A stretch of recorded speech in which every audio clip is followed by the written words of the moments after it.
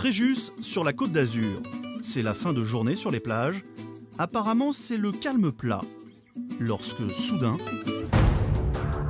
un jeune homme fait des signes de détresse. Un sauveteur plonge immédiatement à son secours. Il faut faire très vite. Si la victime s'épuise, elle peut sombrer à tout moment. Monsieur, tenez, agrippez-vous, monsieur. Je suis là pour vous aider. Grâce à la bouée tube du sauveteur, les deux hommes rejoignent le rivage en quelques minutes. Ça va, monsieur? La victime n'est pas sortie d'affaire pour autant. Elle a avalé de l'eau. Il faut appeler un médecin en urgence. Je suis en présence d'un mec qui a environ 20 ans, qui a fait un début de noyade environ à 50 mètres du bord. Mais cette fois, le médecin ne viendra pas, car cette noyade n'est qu'un exercice, un dernier entraînement hyper réaliste pour Anthony, qui s'apprête à vivre sa première saison comme sauveteur. Depuis février, on fait que ça, de la préparation. Donc on est prêt, s'il y a le moindre pépin durant la saison, on sera là. Ils veillent sur votre sécurité et votre bien-être. Ils n'hésitent pas à mettre leur vie en danger pour préserver la vôtre. Sans eux, vos petits coins de paradis deviendraient un enfer. Leur mission, votre protection. Ce sont les anges gardiens de votre quotidien. Policiers, pompiers, sauveteurs, agents de contrôle et de sécurité, chaque été, ils veillent sur des dizaines de millions de vacanciers. C'est une nage de cadavre, ça. Sur les plages ou leurs abords, ce qu'ils craignent par-dessus tout, c'est l'accident. On a eu des morts il y a 5 ans, alors c'est bon, on rigole plus avec ça. Avec la vitesse que vous avez effectuée, on peut essayer de trouver des morts. Des accidents qui tournent parfois au drame. En moyenne, plus d'une personne se noie chaque jour sur les côtes du littoral français. Et ces plages post-république, on y signale un enfant de 8 ans, début de noyade. Alors pour sauver des vies humaines, ces anges gardiens n'hésitent pas à utiliser les grands moyens. On va déclencher l'hélicoptère pour qu'il puisse les amener et faire une translation en fait du large vers le sable. Mais assurer la sécurité sur le littoral, ce n'est pas seulement sauver des vies. Monsieur au short vert, là, vous venez nous voir s'il vous plaît. C'est aussi faire respecter la loi. Il y a eu un arrêté municipal, monsieur, qui interdit de faire des jeux dangereux. Là, vous faites un trou, c'est dangereux pour la sécurité des gens. Et ça, forcément, ça ne se passe pas toujours très bien. Je vous apprends, on va sortir la calache. Je suis là pour faire une inspection. Soit vous m'écoutez, soit je me fais accompagner par soit la police nationale, soit la gendarmerie. Laissez-moi tranquille. Laissez-moi tranquille. Si vous me touchez encore, on va aller au clash. Viens ici, viens ici, Touchez-moi pas. viens ici. On se promène partout et il faut qu'il change l'attitude. On est d'accord? Pendant tout l'été, nous avons suivi ces anges gardiens de la plage. C'est grâce à leur vigilance permanente que nous pouvons profiter de nos vacances en toute sécurité.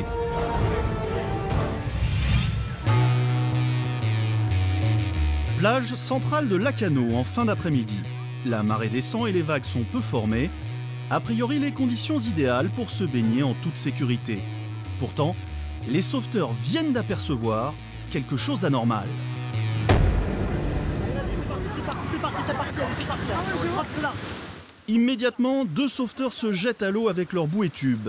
Leur objectif, c'est 3 jeunes filles qui nagent à une 50aine de mètres du rivage. Elles ne paraissent pas en difficulté, mais là, il ne s'agit pas d'un exercice. Et Damien, lui, a déjà senti le danger. On est sur une marée descendante, donc la baïne elle se vide très très vite. Donc du coup en fait le courant il va se former très rapidement et va être vachement actif. Donc du coup en fait les gens partent très très vite. Les gens ne se rendent pas compte en fait. La baïne est une sorte de piscine qui se vide à marée descendante. Sur la côte atlantique, le phénomène est connu pour être redoutable. Ici, les courants sont si puissants qu'ils provoquent des dizaines de noyades chaque été. D'ailleurs, Damien n'est même pas sûr que les deux sauveteurs réussiront à ramener les 3 jeunes filles. On a les 3 personnes qui sont dans le courant, donc j'ai envoyé 2 pointes et on va voir que ça donne en fait si on va faire un triage ou si ils vont rentrer tout seuls.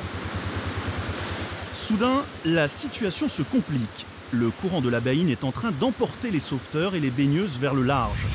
William lève les bras, il demande à Damien d'appeler l'hélicoptère. J'ai avisé donc la vigie, donc mon chef. On va déclencher l'hélicoptère pour qu'il puisse les amener et faire une translation en fait du large vers le sable. Aussitôt, Dragon 33, l'hélico de la sécurité civile basé à quelques kilomètres de là, s'apprête à décoller. Son équipage est rompu aux situations d'urgence. À partir de ce moment-là, chaque seconde compte.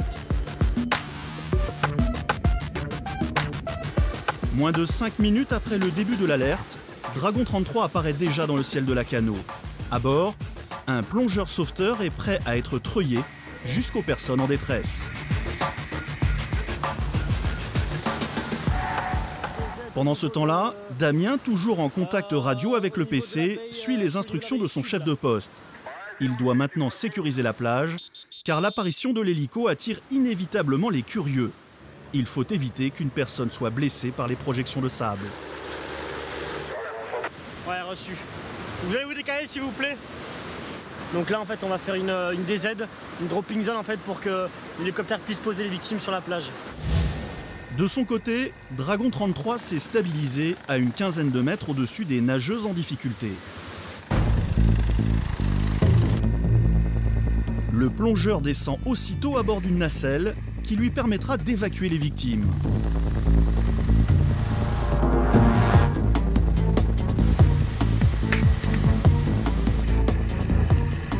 Mais il faut faire très vite. En bas, les projections provoquées par l'hélico sont si violentes que les nageuses reçoivent des gerbes d'eau en pleine figure qui peuvent compliquer l'opération.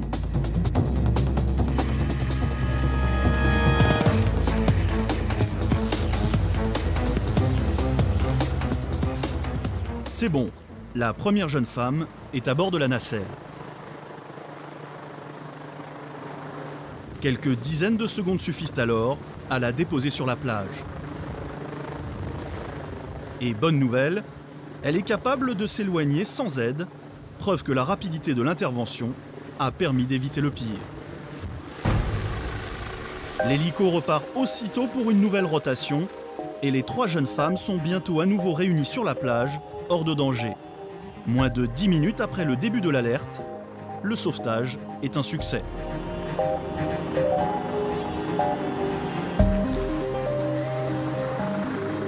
Ça s'est bien passé, elles sont revenues, elles n'étaient pas paniquées, elles n'avaient pas bu d'eau, donc c'était parfait. Les 3 baigneuses sont un peu gênées d'avoir provoqué une telle agitation. Tandis que tout rentre dans l'ordre sur la plage, Dragon 33, lui, retourne à sa base.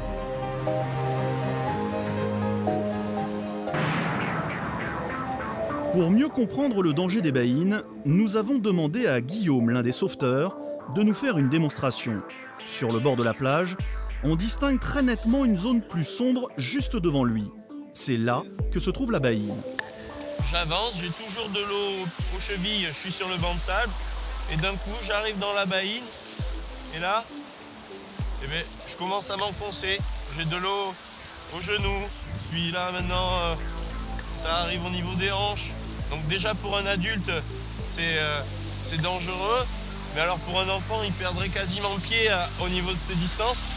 On peut regarder, si je me laisse flotter, je me fais embarquer par le courant assez facilement.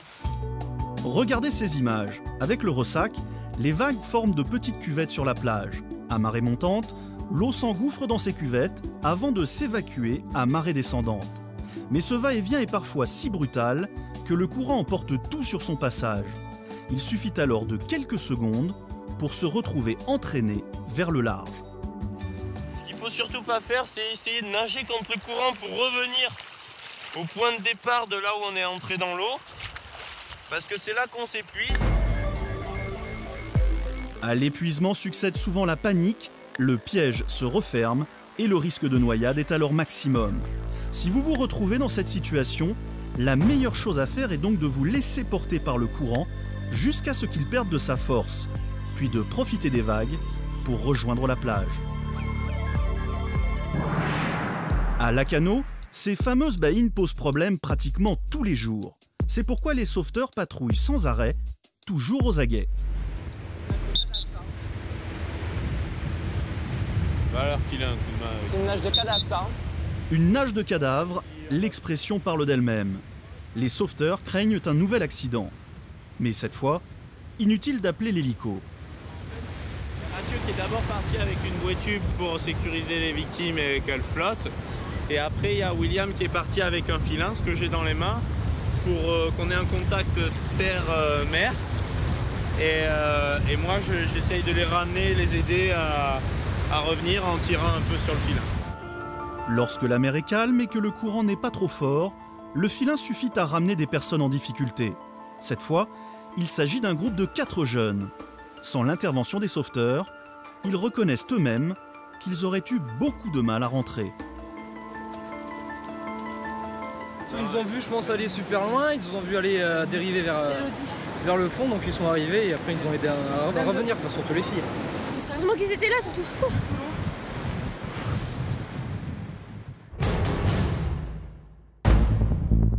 Midi, sur la plage principale de Fréjus.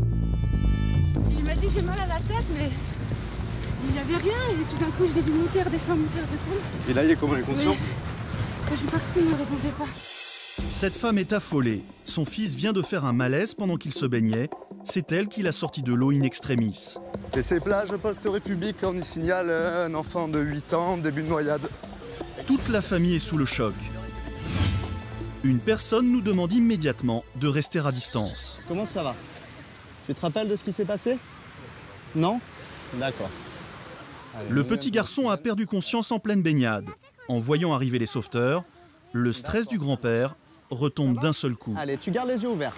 Allez, c'est bien. Grâce à l'intervention de sa maman, ce garçon de 8 ans est hors de danger. Allez, garde les yeux ouverts. Mais il a du mal à reprendre ses esprits et ça, ce n'est pas bon signe. L'enfant est toujours somnolent, il a inhalé de l'eau. Donc faites pousser un VSAB sur les lieux. Un VSAV, c'est un véhicule de secours et d'assistance aux victimes. Autrement dit, les sauveteurs réclament la présence des pompiers en attendant l'arrivée d'un médecin urgentiste. Ah ouais, d'accord. Il aurait un peu convulsé, on va dire, en sortant de l'eau. D'accord. Il aurait fait un petit malaise ce matin aussi, il était un peu somnolent. Donc on ne sait pas si c'est suite à un malaise ou s'il s'est noyé, ici il a inhalé de l'eau comme ça. Avec l'arrivée des médecins urgentistes, l'intervention aura mobilisé une quinzaine de personnes, dont quelques policiers venus écarter les curieux. Et finalement, le petit garçon sera évacué vers l'hôpital pour subir des examens approfondis. Pour la plupart d'entre nous, on est père de famille, on a des enfants, on fait notre travail, mais quand ça touche les enfants, on est toujours touché, ça nous touche profondément quand même. D'autant qu'en cas d'évacuation d'une victime de noyade, le scénario est toujours le même. Les sauveteurs sont les seuls à rester sur place et ne pas savoir ce qu'il advient des personnes accidentées est parfois assez frustrant.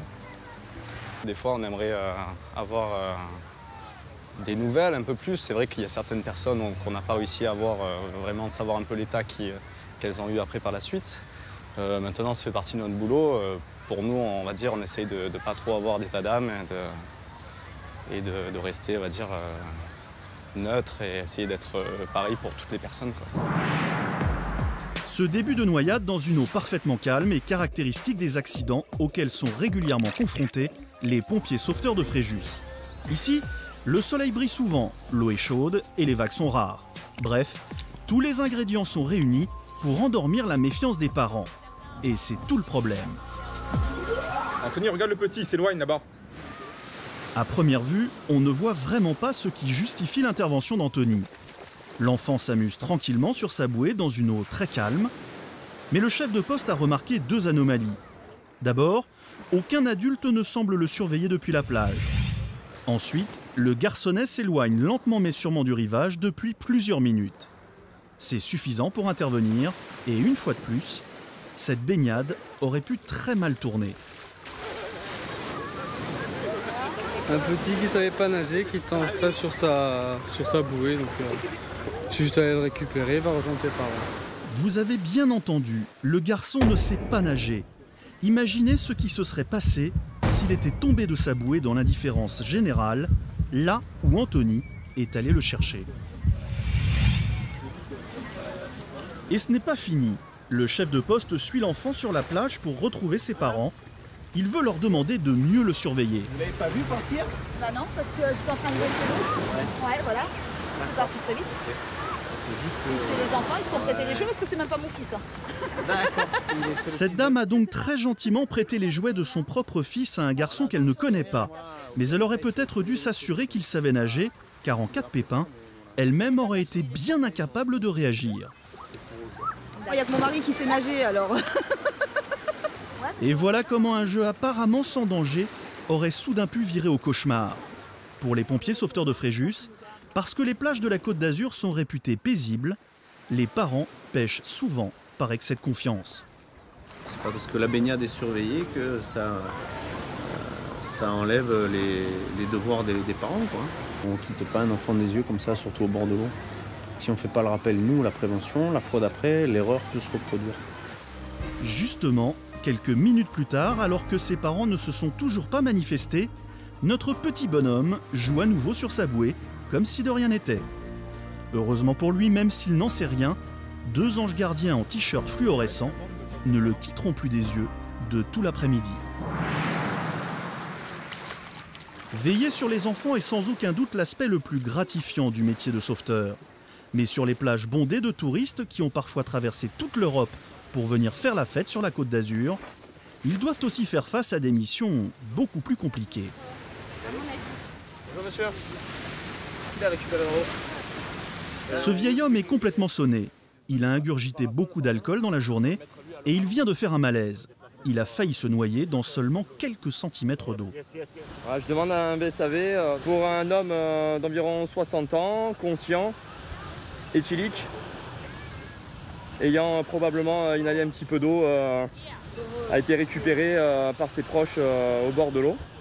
L'alcool est-il vraiment à l'origine du malaise de cet homme?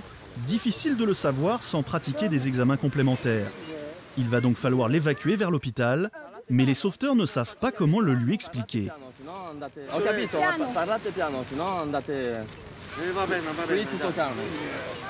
En plus, c'est des étrangers, donc c'est pas des plus simples. Mais bon, on a affaire à monsieur la victime, c'est un Polonais et ses amis sont des Italiens. Et pour couronner le tout, la victime sort subitement de sa torpeur. Il refuse catégoriquement de se laisser faire. Allez, merci, doucement, allez, doucement. Allez.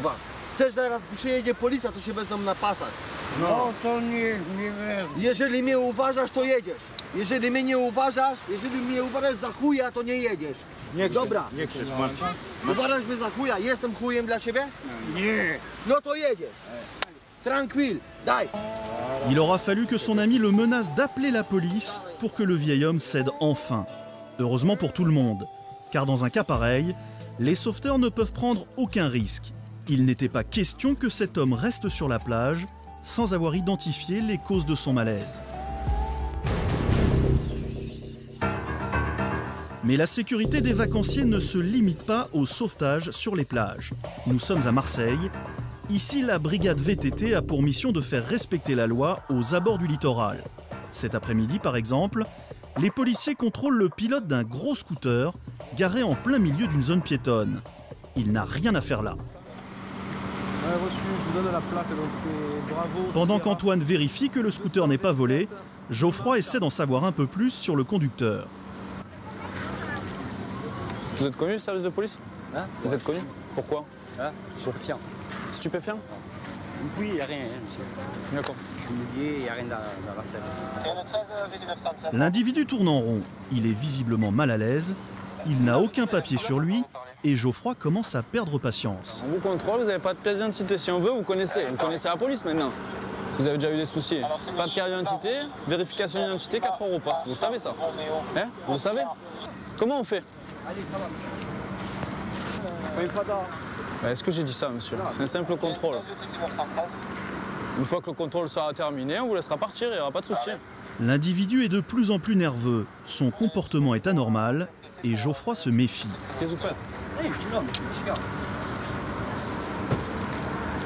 Non, vous démarrez pas. La scène est hallucinante. Tout d'un coup, l'homme tente carrément de fuir sous le nez des policiers.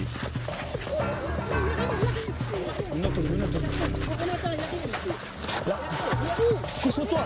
Couche-toi!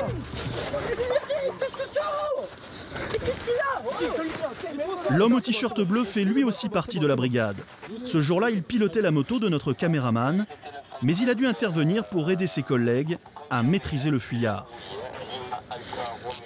Mets-toi au sol maintenant. Mets-toi au sol. Assis-toi, assis-toi, assis-toi. Sur le ventre, monsieur. Voilà. Faites-moi plaisir, mettez-vous sur Merci à vous. Encore sous le choc, Geoffroy a du mal à réaliser ce qui vient de se passer. Parce que vous n'avez pas le permis, vous faites ça? Ouais, monsieur. Putain, mais vous risquez votre vie, là. C'est n'importe quoi. C'est déconné. Vous êtes défendu en plus, là. Laissez-vous faire, quoi. Vous êtes attrapé, vous êtes attrapé. Malgré ce qu'il vient de faire, l'homme demande qu'on lui retire ses menottes. Vous avez voulu vous tailler. On ne peut pas vous faire confiance. Mais comment? Ouais, vous avez risqué ma vie, vous avez risqué la vie des collègues pour rien, pour un permis. La vie de quoi? Notre vie. Vous n'avez pas vu que vous êtes parti comme un malade? Même vous tombez ou vous tuez. Je suis comme un malade? Oui, regardez le dérapage que vous avez fait. Je ne vais même pas émettre. C'est bien reçu, VTT 913, vous avez reçu CTR 08 Bravo. On va l'amener jusqu'au poste de secours.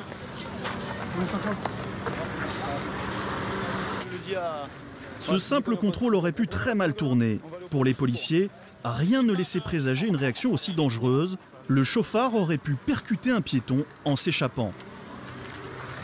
C'est une montée d'adrénaline, il faut réagir dans la seconde qui vient, prendre la bonne décision, faire attention à la vie de ses collègues, à la nôtre aussi. Voilà, mais après, voilà, c'est la joie du métier, quoi. C'est l'adrénaline. À tout moment, toute la journée, ça a été calme, et puis d'un coup, ça part. Et voilà, il faut être présent. L'individu est dans de sales draps. Il va être placé en garde à vue. Et pourtant, la seule chose qui l'inquiète, c'est l'état du scooter. Hein? Le rétro. Vous le ramasser, monsieur? Ouais, vous inquiétez pas. Il va partir en fouillère, attention, le scooter. Pendant que l'interpellé est emmené au poste de secours, où d'autres policiers viendront le chercher, Geoffroy continue son enquête. Il ne peut pas croire que le pilote a pris autant de risques uniquement parce qu'il n'avait pas le permis. Ça part de rien et au final, il aura 3-4 infractions. Je t'écoute.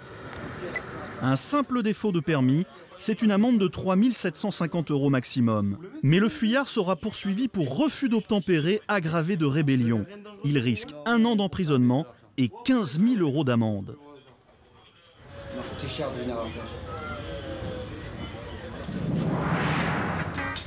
Les policiers de la brigade VTT ont failli se blesser pour un simple défaut de permis de conduire. Dans leur métier, il faut s'attendre à tout et les personnes en infraction ne sont pas toujours les plus difficiles à gérer. Dis au monsieur de stationner là, un peu plus loin. Qui se mettent devant les voitures là. Attention, mets-toi à toi.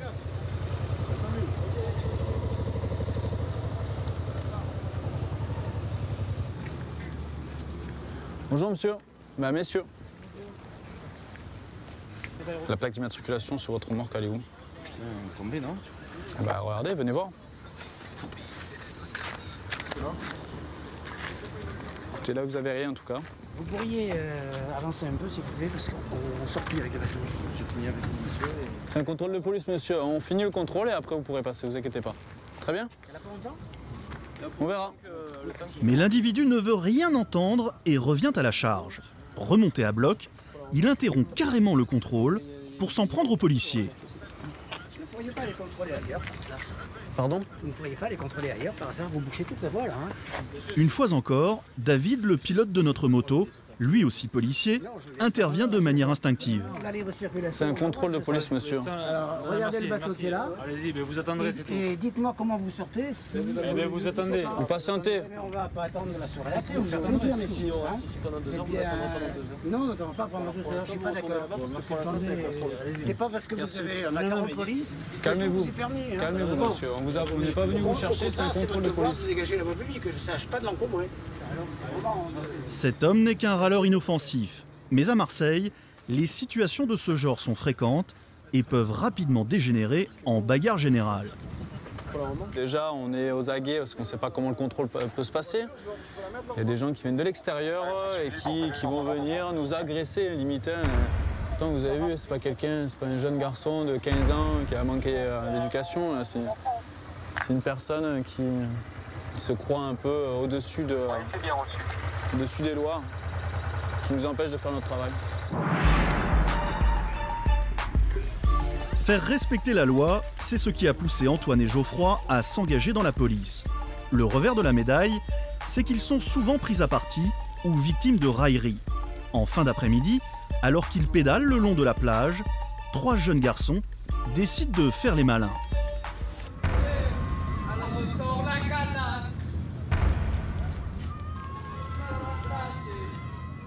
Chanter « On sort la calage » dans le dos de policiers en patrouille est tout sauf anodin, surtout à Marseille, où les agressions avec cette arme de guerre sont de plus en plus nombreuses. Témoin de la provocation, un autre policier est intervenu. Vous sortez la calache, monsieur? Ouais, j'ai entendu, ouais. Vous éteignez la cigarette, monsieur, c'est un contrôle de police. Merci. Je vais vous apprendre, on va sortir la calache. Tu as rien sur toi? Pas de sucre ou pas? T'as une pièce d'identité? Pourquoi tu nous cherches comme ça? On t'a cherché, nous? On t'a cherché, nous? Bon, d'accord. Bah oui. Tu nous provoques. Tu nous provoques. Tu nous provoques. Et quand tu fais, je vais te sortir la calache comme ça, tu le fais pas. Non, j'ai pas fait ça. Tu le fais pas ça, je vais te sortir la calache. J'ai pas dit je vais sortir la calache, je ressors la calache, c'est musique. Vous êtes connus, les services de police, vous deux? Pourquoi? Moi, pour voir les agressions. D'accord. L'affront est indéniable, mais les policiers sont des fonctionnaires assermentés et tant qu'il n'y a pas d'insultes répétées, ils ne peuvent rien faire. Bon, c'est bon, vous pouvez y aller. Bonne journée, tenez-vous tranquille. Puis, mettez la casquette, il fait chaud. Allez-y, les gars. Les policiers ne se formalisent pas. Encaisser ce genre de provocation fait partie de leur quotidien. C'est un peu pour nous provoquer, parce que voilà, c'est vrai que c'est un peu un sujet un peu tendu à Marseille, la Kalachnikov. De temps en temps, ça leur fait du bien un peu de voir un peu que la police est là, on les contrôle. Et après, on les laisse repartir, mais juste pour leur rappeler que la loi est là, qu'on représente la loi.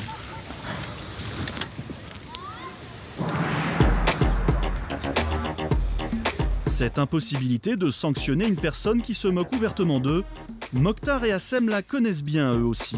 Ce matin-là, ces 2 policiers de la brigade maritime de Marseille patrouillent dans le parc national des Calanques lorsqu'ils repèrent une embarcation suspecte. Fais le tour du rocher, fais le tour, passe large. Cet homme seul sur son bateau, équipé d'une combinaison de plongée, ressemble à s'y méprendre à un chasseur sous-marin. Pourtant, cette activité est totalement interdite dans cette zone protégée. Il n'a donc rien à faire là. Bonjour monsieur. En s'approchant du bateau, brigade maritime. Mokhtar constate un délit encore plus grave. Il n'est pas immatriculé votre bateau? Il n'est pas fini là. Ah ouais, mais bon. Vous avez tous les documents? Vous avez ancré ou pas encore? Vous avez ancré ou pas? Non. Venez vous mettre à coupe, démarrez le bateau. Présentez-nous votre permis et la carte de circulation du navire. Là, je vais recevoir la plaque qu'on colle, la plaque du bateau, là où il y a toutes les écritures dessus. Mais c'est pas à vous à le faire, c'est aux professionnels à faire tout ça. Le problème, monsieur, c'est qu'il vous faut une carte de circulation. Quand vous naviguez, donc là, vous n'avez pas le droit de prendre la mer comme ça. Et là, le bateau, il n'est pas immatriculé. C'est un délit, ça. On ne peut pas prendre. C'est comme si vous prenez une voiture sans plaque d'immatriculation. D'accord? Sans immatriculation ni carte de circulation, ce bateau n'est pas identifiable. Il n'aurait jamais dû se trouver sur l'eau. Malgré la gravité du délit, l'homme essaye de se justifier. Mais Mokhtar ne se laisse pas faire. Il veut vérifier qu'il ne vient pas, en plus, de pêcher en toute illégalité. En l'occurrence, on vous contrôle, monsieur. Vous savez pourquoi? Vous savez qu'il y a le parc des Calanques qui a été créé. Voilà. Et là, vous êtes en pleine zone de non-prélèvement. Donc là, vous n'avez pas le droit de chasser. C'est interdit, c'est totalement interdit. Vous le savez? Et pourquoi vous le faites? Je chasse pas. Je peux pas marcher le fil sur le bateau, je n'ai pas le droit de plonger. Ah, mais ça va, vous vous apprêtiez à chasser ou pas? Non? Devant la mauvaise foi du chasseur, Mokhtar garde son calme, mais il poursuit tout de même sa petite enquête. Là, vous me dites que vous baignez, je veux bien vous croire. Mais bon, vous avez les fusils, vous êtes équipé de fusils, donc sachez que si vous pratiquez la chasse, vous risquez une grosse infraction. D'accord? Vous pouvez m'ouvrir votre glacière, s'il vous plaît? Le jeune homme s'exécute, un peu à contre-cœur.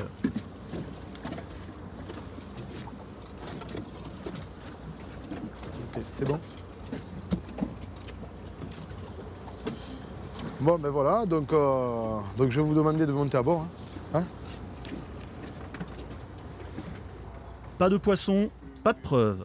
Mokhtar est obligé d'abandonner les charges concernant la chasse.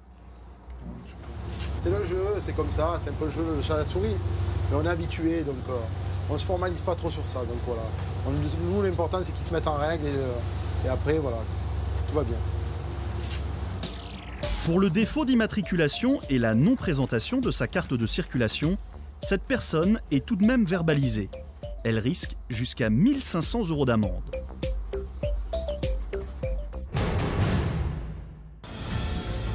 À Lacanau, la saison touristique bat son plein. Pour faire face à l'afflux de vacanciers, les équipes sont renforcées par des CRS, un vrai soutien pour les sauveteurs civils, surtout en cas de conflit. Pour faire plaisir à leurs enfants, ces deux hommes se sont lancés dans la construction d'un gigantesque château de sable. Le seul problème, c'est que pour bâtir cette forteresse, ils ont dû creuser un trou de près d'1 mètre de profondeur. Et ça, pour les sauveteurs, c'est très dangereux. Des enfants pourraient tomber dans ce trou et mourir ensevelis, étouffés par le sable. On surveille. Si les véhicules de secours passent, on ne voit pas forcément ce qui se passe là. On va faire un tas autour. Non, il ne faut pas faire un tas autour, faut boucher. C'est interdit, c'est un jeu dangereux pour nous. C'est classé comme un jeu dangereux. Ils attendent que ça pour. Ben ouais, mais je suis désolé, un château de sable, là c'est un gros château de sable avec un gros trou. Quand ils font des sculptures sur le bord de la plage. Non, mais ce jour-là, c'est prévu. Ils attendent que ça. Écoutez, monsieur, je vous redemande gentiment de reboucher le trou. Ça fait 2 heures qu'on pèle pour faire plaisir aux gamins, vous venez de me dire. Moi, je fais mon travail et voilà, j'ai pas le choix. Donc je comprends bien que les enfants, ils soient contents de faire un beau château de sable, mais nous, par mesure de sécurité, on peut pas vous laisser faire un truc comme ça. Bon, on va remonter le niveau de 50. Si David insiste autant, c'est parce que les vacanciers n'ont absolument pas conscience du danger. Pour eux, ce trou est avant tout ludique. Ils ne réalisent pas qu'ils sont en train de fabriquer un piège qui pourrait se refermer sur leurs propres enfants. En fait, si un enfant se met dedans, il a le risque de se faire ensevelir, comme c'est arrivé il y a quelques années. À ce moment-là, pour le retrouver, c'est difficile de le faire sortir du sable, quoi. Le gamin, s'il est enseveli, il va respirer du sable et après, on aura du mal à le faire revenir, quoi. Malgré l'injonction des sauveteurs, les vacanciers continuent de creuser. Ils ont déjà consacré 2 heures de travail acharné à ce château et n'ont pas l'intention de le détruire aussi vite. Du coup, les CRS reviennent à la charge. Cette fois, c'est Christophe qui prend les choses en main. Pour lui, la plaisanterie a assez duré. Je crois qu'on s'est pas bien compris. Pardon ? Je crois qu'on s'est pas bien compris. Fermez le trou. Ouais, bah on ferme le trou. Non, mais okay. Fermez, maintenant. Exaspéré d'être à nouveau dérangé par les sauveteurs, l'homme devient de plus en plus agressif. C'est pas la peine de vous énerver. Bah, prenez votre... C'est bon, arrêtez 2 minutes, on est là. On descend d'un ton. Ah bah oui, quoi, voilà. On descend d'un ton. Prenez votre photo si vous voulez, et on ferme le trou. On vient de la faire. Qu'est-ce qu'on a déjà fait là ? Vous pouvez fermer le trou. On a déjà remis 30 cm là. Fermez le trou. Alors c'est bon. On a eu des morts il y a 5 ans. Alors c'est bon, on rigole plus avec ça. Vous fermez le trou. Je dis pas le contraire. On est déjà en train de leur boucher. On a juste une photo. Alors arrêtez. Allez. Pas pour des guignols. Je suis pas un gamin non plus. C'est bon, on dit on remonte un peu le trou, c'est interdit de faire des châteaux de sable à la mer. Il y a une loi qui dit qu'on n'a pas le droit. Vous pouvez faire des châteaux. Il y a eu un arrêté municipal, monsieur, qui interdit de faire des jeux dangereux. Là, vous faites un trou, c'est dangereux pour la sécurité des gens. On a pris les photos. C'est bon, on va boucher le trou. Rebouchez-le, s'il vous plaît. Les 2 hommes n'en reviennent pas. Pour protéger les enfants, il existe bien un texte qui interdit de creuser des trous aussi grands sur les plages de Lacanau. Dépités, ils doivent se résoudre à détruire leur château. On est en vacances, on s'amuse avec les gosses. C'est bidon, quoi. Dès qu'on est là, on surveille, les gosses s'amusent dedans. La mer va monter, ça va le reboucher en 2 minutes. Cette scène est révélatrice. Pour les sauveteurs, il est souvent difficile d'expliquer aux vacanciers qu'ils se mettent parfois en danger. En voici un nouvel exemple. À quelques mètres du bord, une jeune fille se baigne tranquillement. Mais elle est en dehors de la zone de baignade et n'a pas remarqué qu'elle se trouve en plus au milieu d'une baïne. Elle risque donc de se faire emporter par le courant d'une minute à l'autre. Mais la baigneuse refuse de sortir de l'eau. Lorsque le sauveteur lui tend sa bouée, elle fait même exprès de l'ignorer. Elle lui montre clairement qu'elle n'a pas besoin de son aide et qu'elle peut se débrouiller toute seule. Excédé, Vivien, un autre sauveteur, intervient. 2-3 fois. Il me semble que ça fait 2-3 fois. Vous parlez français? You speak English? No. No swim, okay? If you can swim, you go between the two blue flags, okay? No here. La jeune fille fait semblant de ne pas comprendre. En fait, elle se moque complètement des consignes des sauveteurs et elle n'est pas la seule. Ça fait 3-4 fois qu'on y va. Il y a son père ou son frère qui est juste là aussi. Donc ça va, on va pas y aller 50 fois pour les mêmes personnes.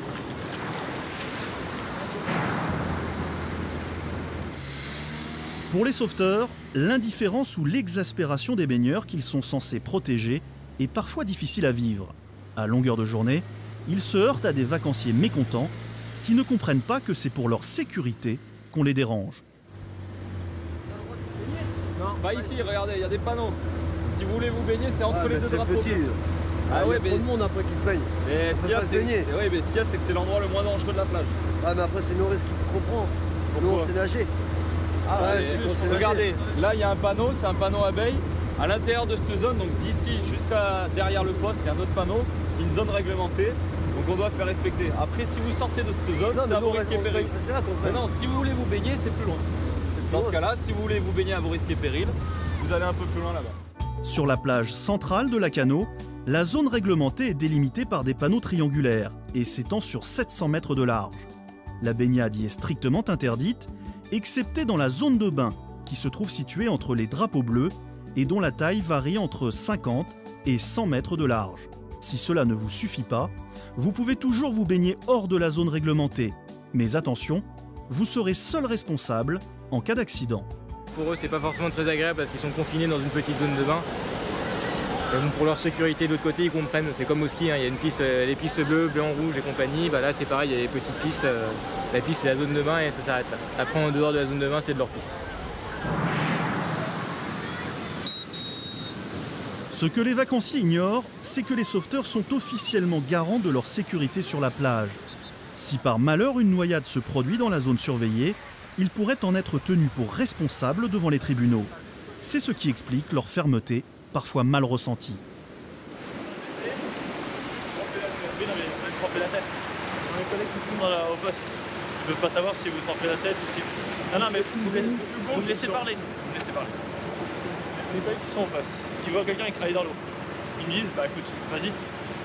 Moi, j'ai pas que ça à faire de passer à droite, à gauche. Voilà. Bah, oui, mais moi, c'est mon boulot. C'est mon travail. Donc, je vous dis, si vous voulez vous baigner, si vous voulez mettre l'eau au-dessus de votre tête, c'est votre problème. Et ça sera dans la zone de bain. C'est ça. Bon, et on arrête de discuter, ok?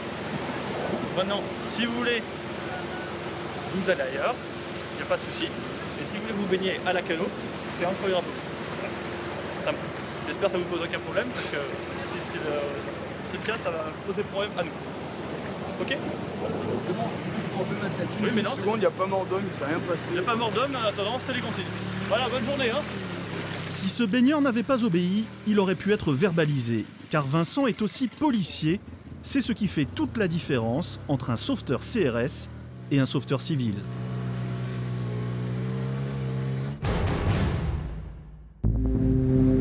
Marseille, à bord du Polithéa, la vedette d'intervention de la brigade maritime.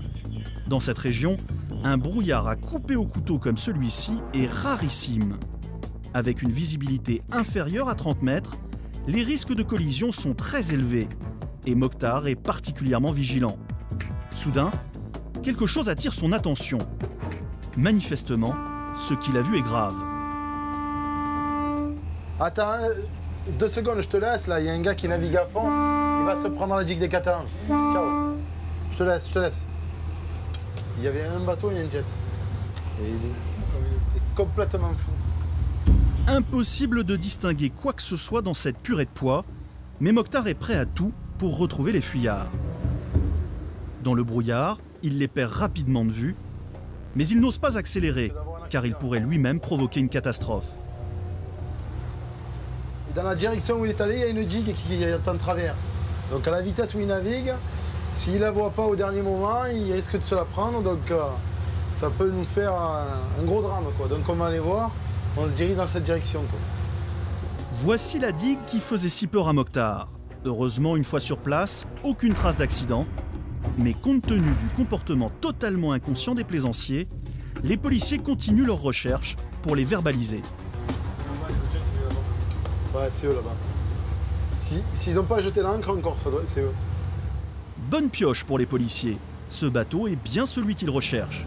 Ils doivent désormais l'aborder rapidement pour éviter qu'il ne tente de s'enfuir à nouveau. On va procéder à votre contrôle, monsieur. Le pilote du bateau a déjà coupé son moteur. Mais celui du jet ski tente de s'échapper discrètement. Pas de chance, la vedette est justement équipée d'un haut-parleur. Le monsieur au short vert là, vous venez nous voir s'il vous plaît? Oui, vous venez nous voir s'il vous plaît. Vous récupérez le jet ski, vous venez nous voir. Pris sur le fait, le jeune homme n'ose pas aller plus loin et préfère se soumettre aux ordres du policier. Monsieur, allô? Monsieur, vous mettez de l'autre côté? De l'autre côté, s'il vous plaît. Est-ce que vous êtes titulaire du permis de conduire? Bateau. Non. Donc c'est pour ça que vous avez essayé de partir. Voilà. Quand vous avez vu, vous avez jeté le jet, vous avez essayé de partir, mais c'est pas grave. Je vais vous demander de monter à bord. Venez, monsieur. Parce que pour conduire ce genre d'engin, il faut un permis. Là, vous êtes en défaut de permis. D'accord? Je comprends tout à fait ce que vous voulez m'expliquer. Voilà. Mais du fait, si j'aurais conduit le jet, je comprendrais si vous voulez me demander mon permis. Je conduis même pas le jet. Ah, je conduis. Vous montez où? Oui, vous montez, monsieur. Montez, monsieur. Contre toute attente, le jeune homme nie avoir piloté le jet ski. Mokhtar ne veut pas s'engager dans une discussion bord à bord et ordonne aux deux pilotes irresponsables de monter sur son bateau. On vous a vu là sur la digue des Catalans, vous êtes dans le banc littoral de 300 mètres, vous avez gagné plus de 5 nœuds. Vous êtes passé à fond, monsieur, on vous a vu. Ouais, non, mais c'est pas ça le voilà. défaut. En fait, c'est parce que par rapport à la brume. Non, mais quand il y a la brume, quand il y a la brume, on est prudent, on navigue encore plus doucement. Parce que justement, on a moins de visibilité. Donc cette logique, ils auraient dû faire une logique inverse, d'accord? Donc ça, c'est pour vous. Et ça, pour vous, pour le jet ski, il faut être titulaire du permis, d'accord? Voilà, tout simplement. Mokhtar pense avoir clarifié les choses, mais lorsqu'il se retrouve seul face à lui, le pilote du jet ski continue de se défiler. Vous le saviez qu'il fallait un permis pour conduire ce jet? Oui, exactement. Hein? D'accord. C'est le moment où je l'ai pas conduit. Je comprends pas. Le moment où je l'ai pas conduit. Bah si, vous l'avez conduit, monsieur. Je vous ai dit un joue franco. Ouais, je vais jouer franco, vous voulez bien, tout à l'heure je vous donne mon adresse. Oui, non, monsieur, je vous dis pas. Voilà, bien sûr. On va pas jouer franco jusqu'au bout. Vous êtes en défaut de permis, monsieur. On vous a vu avec le jet ski. D'accord? Donc là, quand vous l'avez jeté, vous êtes monté. Ok, donc il faut assumer jusqu'au bout. Il faut être grand garçon jusqu'au bout dans la vie. Est-ce que vous reconnaissez l'infraction? Oui. Alors que le policier pense en avoir terminé avec cette affaire, la situation se complique. En fait, le jet ski appartient au pilote du bateau et ses papiers ne semblent pas en règle. Les deux jeunes sont d'une mauvaise foi évidente, mais Mokhtar ne lâche rien. Donc vous n'avez pas fait le changement de carte grise? Oui, je l'ai fait, mais j'attends. C'est-à-dire, vous attendez? J'attends que je reçois la carte. L'acte de vente et la carte de circulation, vous l'avez ou pas? Ouais, mais elle est dans la voiture. La voiture du collègue. Vous me dites que vous attendez de le recevoir, je comprends pas. Non, j'ai l'ancienne. Oui. J'ai l'ancienne du propriétaire. Je viens de l'acheter le jet ski il n'y a même pas une semaine. D'accord. J'ai eu mon permis. D'accord. Et j'ai pas tout... Ok, ça va. Le jeune homme cherche à gagner du temps, mais Mokhtar n'est pas né de la dernière pluie et le délit est trop grave pour être toléré. Les jeunes auraient pu se tuer ou mettre la vie des autres en danger. Là, je vous remets une convocation à la commission des retraits de permis, parce que c'est une infraction qui est importante. Il n'y a pas de cadeau avec vous. C'est pas qu'il n'y a pas de cadeau, c'est que là, dans le cas actuel, on a eu très peur et avec la vitesse que vous avez effectuée, on peut essayer de trouver des morts. Donc voilà. Donc quand on a un cas comme le vôtre, on ne fait pas trop d'injugence. Voilà. Voilà.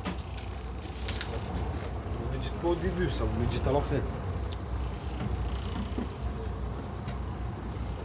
Un travail de prévention qui est fait en amont, mais quand on a ce genre d'infraction qui est assez importante, il n'y a plus de prévention, il faut réprimer, quoi. Voilà. Donc au moins, parce que des fois, il y a que certains jeunes ne comprennent que ça. Ce jeune homme est furieux. Il risque une amende de 3 700 € ainsi qu'un retrait de permis. Quant au pilote du jet ski, son infraction pourrait lui coûter jusqu'à 1 500 €. Mais aucun des deux n'a compris que sa conduite irresponsable aurait pu causer un accident gravissime.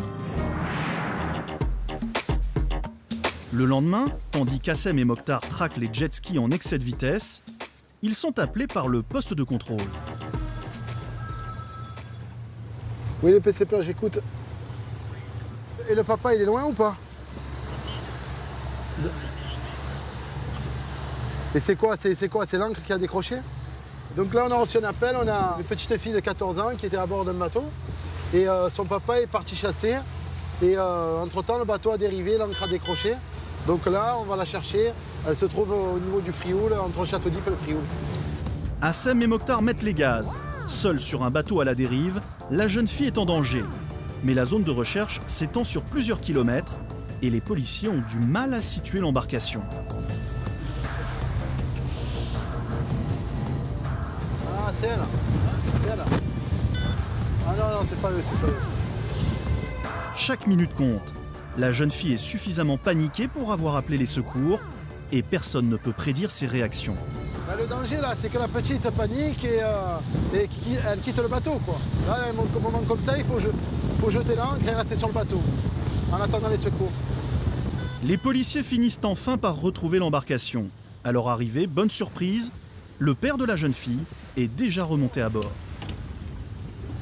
Désolé, j'étais derrière les rochers. C'est juste là, il y a des dérivé sur ces têtes-là. C'est quoi, c'est l'encre qui a décroché? Ah ouais, c'est là qui est passé. T'as eu peur? Bon, c'est fini, sorti avec papa. La jeune fille en rigole, mais elle a vraiment eu peur car elle ne sait absolument pas piloter le bateau de son père. À quelques mètres des rochers, elle aurait pu se retrouver en danger. Allez, bonne journée. Mais si les policiers n'avaient pas réussi à retrouver le bateau à la dérive, ils auraient demandé l'intervention d'un hélicoptère. Dans un instant, vous verrez qu'à la plage, la noyade n'est pas le seul danger qui guette les vacanciers. Vous découvrirez la mission du Dragon 33, cet hélicoptère qui permet aux médecins du SAMU d'intervenir rapidement sur les cas les plus graves. Bon, je ne touche pas, on ne va pas insister. Première chose, calmer la douleur parce que là, il a très mal. Vous verrez aussi que le travail des anges gardiens ne s'arrête pas lorsque la plage se vide en fin de journée. Dans les stations balnéaires comme Lacanau, les nuits sont agitées. Viens ici, viens ici, touchez-moi pas. Viens ici. Et surtout très alcoolisées.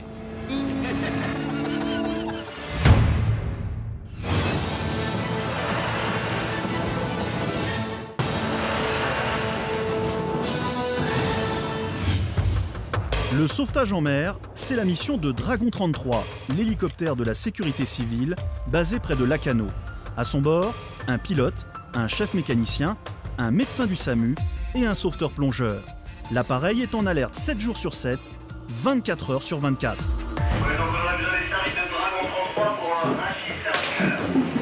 L'alerte est grave. Un homme s'est laissé surprendre par une vague et sa tête a violemment tapé sur le sable.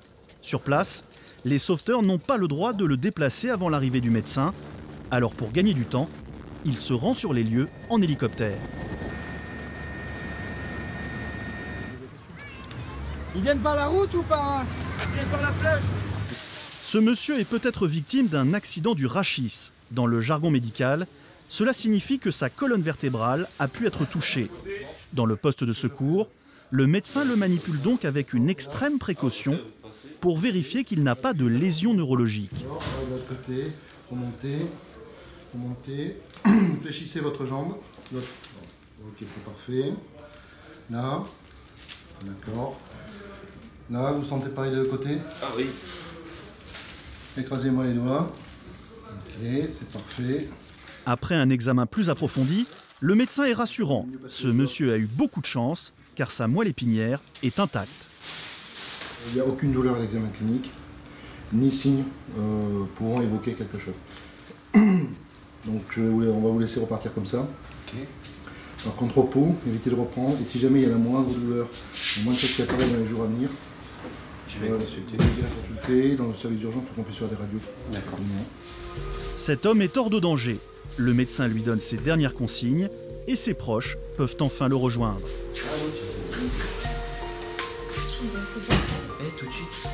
Les enfants sont rassurés de retrouver leur père. Il a eu beaucoup de chance. Ce genre d'accident peut se terminer en chaise roulante.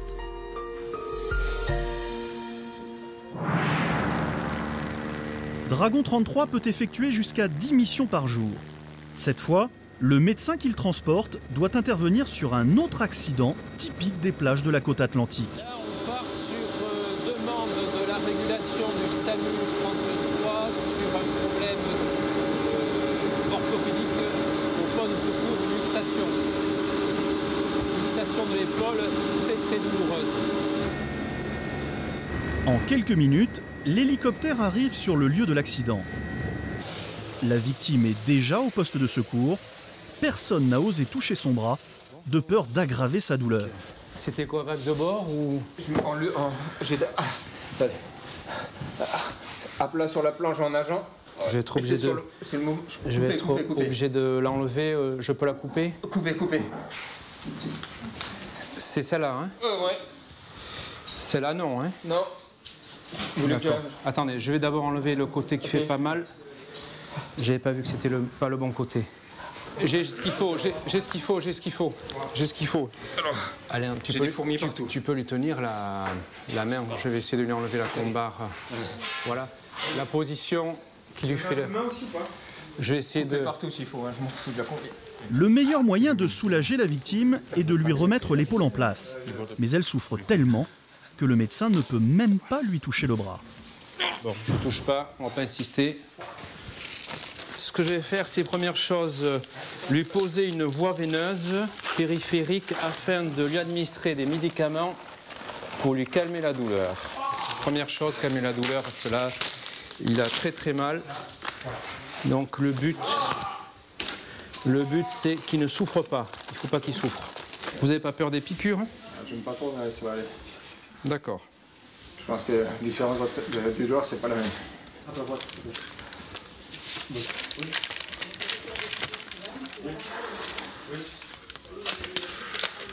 Voilà, là, le plus dur est fait, monsieur. Là, on a fait le plus dur.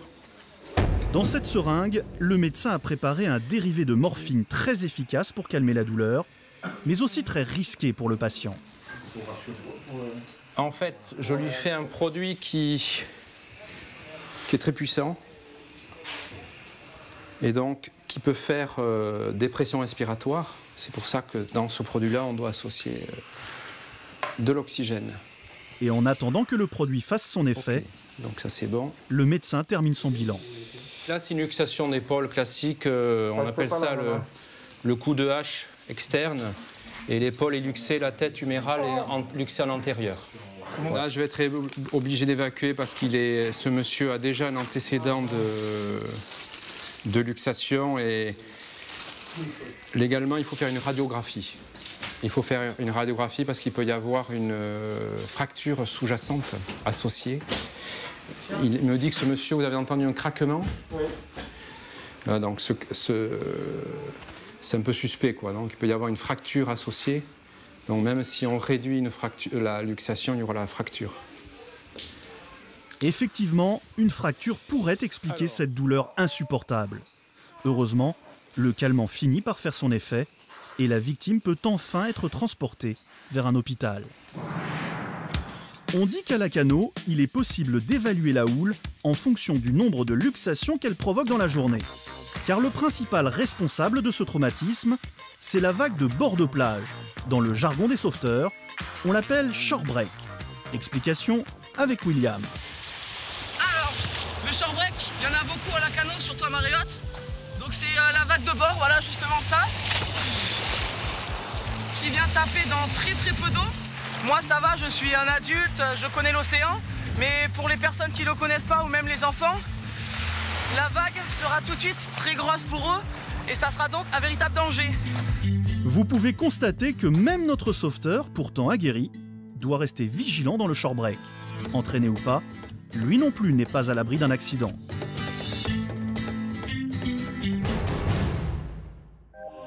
Protéger les vacanciers, c'est aussi vérifier la qualité de la nourriture qu'on leur sert autour des plages, surtout quand la température frôle les 30 degrés. Une intoxication alimentaire peut avoir des conséquences très graves, voire mortelles. Gilles, inspecteur à la direction départementale de la protection des populations, veille au respect des règles d'hygiène. Ce matin, il doit contrôler un restaurant de Juin-les-Pins à la suite d'une plainte déposée par une cliente. Monsieur, bonjour. Bonjour. Est-ce que je peux voir le responsable de l'établissement? Le patron, c'est justement l'homme au chapeau. Et ça commence plutôt mal. Protection des populations. Si vous m'accompagnez lors de l'inspection, je vous demanderai de me revêtir une tenue de travail. Non. Ça. Voilà, une blouse. Accompagnez-moi, vous mettez une petite blouse, vous enlevez le chapeau, vous enlevez la pipe et vous m'accompagnez. Le restaurateur n'est pas prêt à s'habiller. C'est donc un employé qui se propose de faire visiter la cuisine à Gilles. Mais là encore, le problème de la tenue revient sur le tapis. Est-ce que vous avez une tenue de travail? Au travail, moi je suis barman, je suis comme ça, je suis responsable d'équipe. En cuisine, vous êtes... Alors on va aller voir, bougez pas.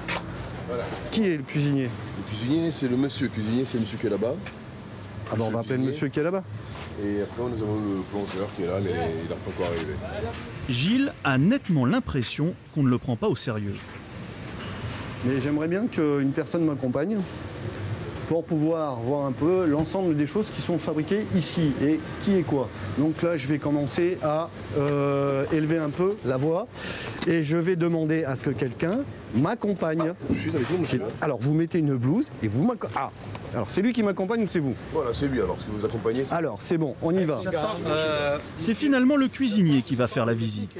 Le seul problème, c'est que lui non plus n'est pas en tenue. Écoutez-moi bien, écoutez-moi bien. Je vais vous poser des questions, vous allez me répondre. Quelles sont vos tenues de travail? Normalement, sabot, pantalon et tour du cou, toc. Alors, je vais demander tout de suite, pourquoi n'est-il pas en tenue de travail? Où sont ces tenues de travail? Je ne veux pas que ce soit dégueulasse pendant le service, voilà. La réponse du restaurateur est surréaliste, mais Gilles préfère jeter l'éponge. Tant pis pour la tenue, le plus important est de vérifier l'état de la cuisine. Ici, c'est la zone plonge. Ça, c'est la zone plonge, et ça? Ça, c'est la zone salade. C'est la zone salade, donc ça veut dire que vous fabriquez toutes les productions ici? Non, pas toutes les productions. Alors pourquoi elles sont là? Ah, ça, c'est ça, tout personnel, ça. Ça, c'est pour le personnel. Voilà, c'est la bouffe personnelle. Pour le personnel, vous faites ce genre de ça? Voilà. Sur 11 heures, c'est personnel qui va manger là. Gilles ne peut pas croire que ces salades aussi bien présentées soient réservées au personnel. Et l'intervention du cuisinier va confirmer ses doutes. Alors, ça, oui. Croyez-moi, ça a rejeté. Ça, les matins, a rejeté. À rejeter? Oui, à rejeter, croyez-moi. Je ne comprends pas ce que vous me dites, monsieur. Excusez-moi, monsieur. Je n'arrive pas à comprendre. Parce que d'un côté, monsieur me dit que ça, c'est pour les employés. Et vous me dites que ça doit être jeté. Ça, on ne va pas le jeter parce que c'est la cam. Donc on lui donne un personnel. C'est pas vendu, on lui passe le personnel après. Bien. La situation n'est vraiment pas claire. Gilles pense que ces salades sont peut-être là depuis très longtemps. Et si c'est le cas, leur consommation pourrait être extrêmement dangereuse. Si la température n'est pas suffisante, on ne va pas donner à manger ça à vos cuisiniers. Résultat, 8 degrés, alors que des produits frais doivent être conservés à 4 degrés maximum. C'est un signe. Pour Gilles, cette cuisine n'est pas gérée comme il faut. Visiblement, on a des procédures qui sont mauvaises, qui ne sont pas maîtrisées du tout. Et on va y remettre bon ordre. Et ce qu'il va découvrir dans les frigos va confirmer ses craintes. Là, c'est les courbettes américaines avec sauce américaine. Donc ça veut dire que ce qui est écrit là n'est plus conforme. Donc vous réutilisez ce genre de choses. Ça a été fabriqué quand? Tous les matins, on prépare. Comment je fais pour le vérifier? C'est le du matin? Oui. Là, je sais pas. C'est pas marqué. C'est pas marqué, hein. D'accord. Je ne sais pas si c'est fabriqué hier. Non, la boîte, c'est pas fabriqué. Non, mais je ne sais pas si c'est fabriqué. Moi, je vous dis, mais vous pouvez pas me Est-ce que ça, c'est fabriqué ce matin? Ce matin, non. Non. Non, pas ce matin. Hier matin? Hier matin. Comment vous faites pour le prouver? C'est ça le problème. Voilà le saumon? Ouais, c'est ça. Ouais, c'est ça le saumon. Est-ce que vous pourriez montrer la traçabilité? Pour prouver sa bonne foi, le barman sort une boîte d'étiquettes. Elles sont censées permettre de connaître la date limite de consommation et l'origine des produits. Mais la boîte est dans un tel état qu'elle ne fait qu'aggraver son cas. Si vous conservez des étiquettes et qu'on n'arrive pas à retrouver ces petits, ça va servir à pas grand-chose. Soudain, le restaurateur qui a tout vu se vexe. Il accuse Gilles de s'acharner contre lui. Si vous trouvez quelqu'un qui a une cuisine comme ça, il faut aller loin. Parce que c'est pourri ailleurs. comprenez? Bien sûr. Voilà, parce que moi je ne me laisse pas marcher sur les pieds. Je vais enlever le chapeau, mais vous voulez pas que je me mette en slip aussi? On va reprendre depuis le début. Soit vous m'écoutez, soit vous faites le nécessaire, soit je me fais accompagner par soit la police nationale, soit la gendarmerie, soit quelque chose. Non mais écoutez monsieur, je suis là pour faire une inspection. Je suis pour me défendre là aussi, vous ne me faites pas comme ça moi. Monsieur, non, écoutez-moi.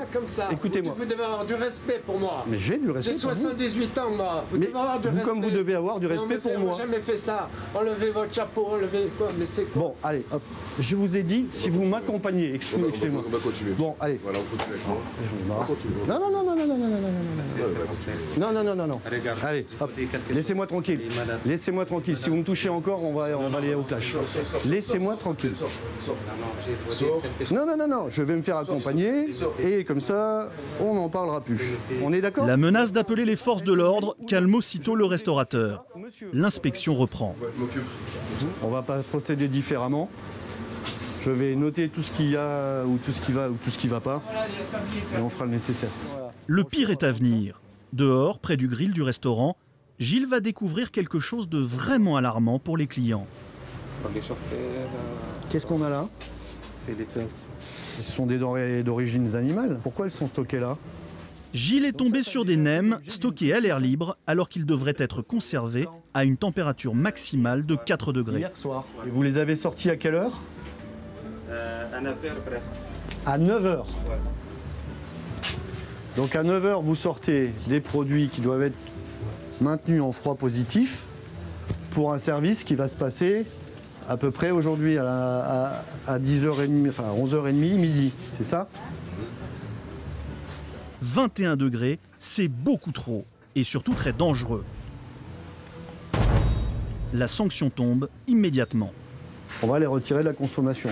Les produits qui sont là-bas sont non conformes puisqu'on n'a plus d'étiquetage et puis pour les salades, elles ont été... Je sais pas où il a mis, etc. Ben voilà, le problème il est là, donc c'est non conforme. On va faire un retrait de la consommation, c'est ça, sous votre responsabilité. Et ça, c'est pas conforme, donc qu'est-ce qu'on va faire? On va le retirer. Au total, l'employé devra jeter 8 kilos de nourriture à la poubelle. Manifestement, le contrôle de Gilles n'était pas inutile. Le restaurateur et son fils sont indéfendables. Je vais mettre votre établissement en demeure de réaliser le rangement, le nettoyage, la désinfection, la mise en place des plans de maîtrise sanitaire. Vous avez 15 jours pour vous remettre dans les clous concernant les manipulations. 15 jours, c'est peu, d'autant que le fils du restaurateur invoque des directives municipales contraignantes. Pour monsieur le maire ne veut qu'on touche rien. Donc on travaille dans des conditions assez complexes qui peuvent nous amener aujourd'hui à des journées comme aujourd'hui. Je ne vous parle pas de structure, je vous parle de process. Nettoyage, désinfection, rangement. Là on est d'accord, mais sur le... Eh ben, c'est ce que vous allez faire dans 15 jours, vous devriez être dans la salade, aux normes. Comment vous voulez qu'on fasse? Je ne sais pas, monsieur, ça c'est pas mon... C'est ça qui nous met en porte-à-faux non plus. Hein. Oui, bah, vous nettoyez, vous désinfectez quand même. Fatigué d'entendre les justifications des deux hommes, Gilles les abandonne à leur sort. Pour lui, pas question de se montrer indulgent. Ce restaurant ne respecte pas les règles d'hygiène les plus basiques et ses propriétaires ont fait preuve de beaucoup trop de laxisme. C'est l'esprit cool, l'esprit plage, l'esprit sable et l'esprit je suis en maillot de bain. On a oublié qu'on fait aussi à manger et qu'on doit avoir une tenue de travail de rigueur, on doit avoir une rigueur dans les procédés de fabrication, de stockage et les températures des denrées. À Marseille, en ce début d'après-midi, la brigade VTT est en patrouille lorsque les policiers tombent nez à nez avec deux jeunes en scooter. Ils ne portent pas de casque. Bon.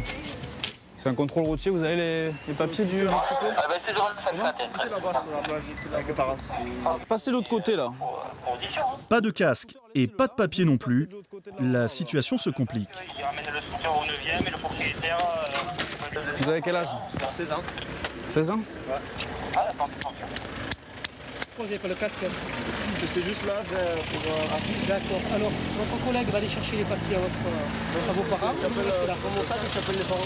Et le casque, vous les avez au moins? Les casques sont dans la voiture, c'est pour ça. Vous avez laissé dans la voiture pour pas qu'on nous les vole sur la plage. D'accord.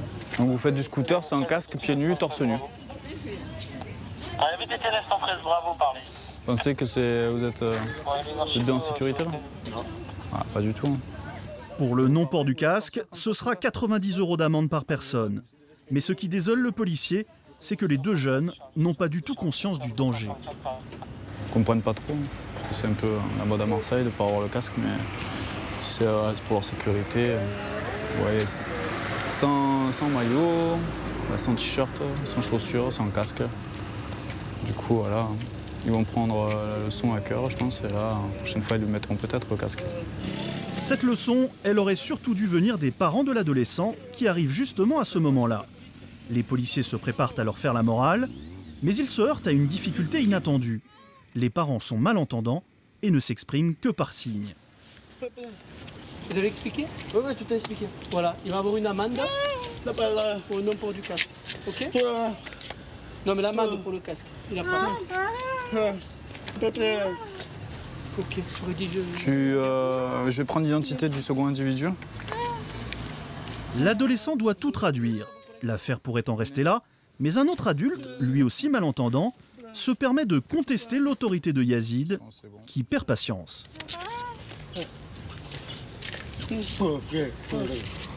C'est à qui ça?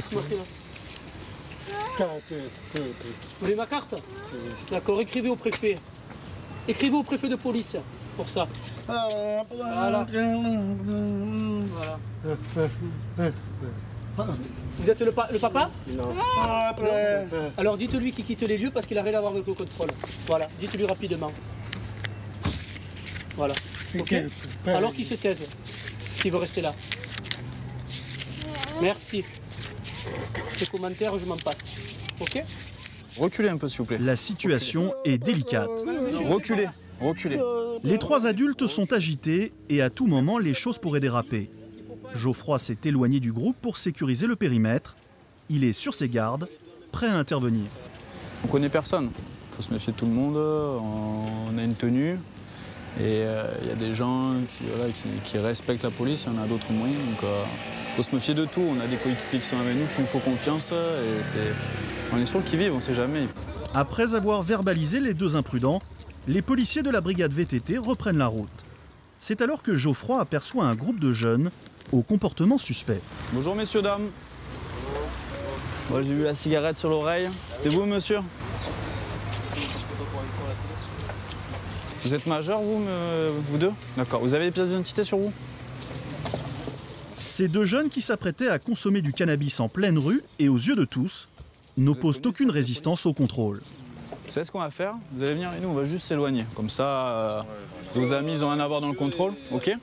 On va s'éloigner, vous allez là-bas, on va parler. En revanche, ils ont l'air de prendre la chose à la légère et Geoffroy les rappelle à l'ordre. Non, vous éteignez votre cigarette là, c'est un contrôle de police. Vous êtes connu des services de police? Non? Vous, monsieur? Même pas un peu. Vous êtes sûr? On va faire le casier judiciaire, on va vous patienter, vous pouvez vous asseoir. On va voir au niveau des fichiers. Les deux individus sont calmes et plutôt coopératifs, pendant que Geoffroy consulte le FPR, ou fichier des personnes recherchées. Antoine essaye d'en savoir un peu plus. Bon, c'est négatif au FPR. Monsieur est connu pour stupéfiant depuis là, le début de l'année. D'accord. S'il est ramené pour stupéfiant, c'est pas bon. Quoi, c'est une procédure simplifiée, vous avez eu, c'est tout? Vous n'avez pas été en garde à vue? Là, si on vous ramène, c'est récidive et là, vous êtes passé en garde à vue. À cause de la récidive, les jeunes risquent gros, mais ils n'ont sur eux que quelques grammes de cannabis et surtout ils ne sont pas agressifs. Geoffroy préfère donc se contenter d'une bonne leçon de morale. La preuve, c'est que même nous, quand on passe, vous faites ce que vous voulez à la maison, ok? On n'est pas là pour vous surveiller. Après, là, ici, c'est les plages du tout. C'est nos plages. Pas qu'à la police, mais un peu à tout le monde. Il y a des enfants, il y a tout. Vous avez vu l'âge des minots là, qui sont au bal? Moi, j'avoue, vous étiez un peu cachés, mais c'est interdit. Sachez-le. Vous donnez un exemple là aux enfants. Vous le savez, ça, vous donnez un exemple, vous êtes grand. Voilà. Donc aujourd'hui, vous avez de la chance. Ok? De temps en temps, ça fait du bien de faire des remontrances et pas forcément être dans la répression. Voilà. Ça leur fait du bien. Je pense qu'ils comprennent peut-être mieux des fois. Voilà.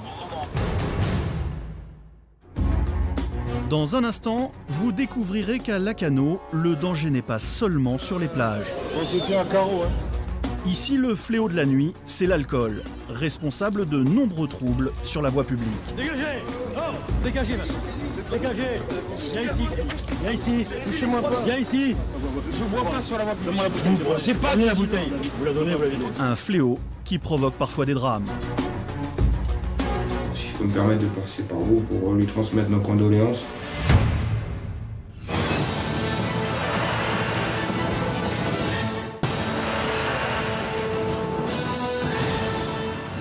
À Lacanau, la protection des vacanciers ne se limite pas à la surveillance sur la plage pendant la journée. La nuit aussi pose problème. Avec les noyades, ce que les autorités craignent le plus ici, ce sont les excès dus à l'alcool.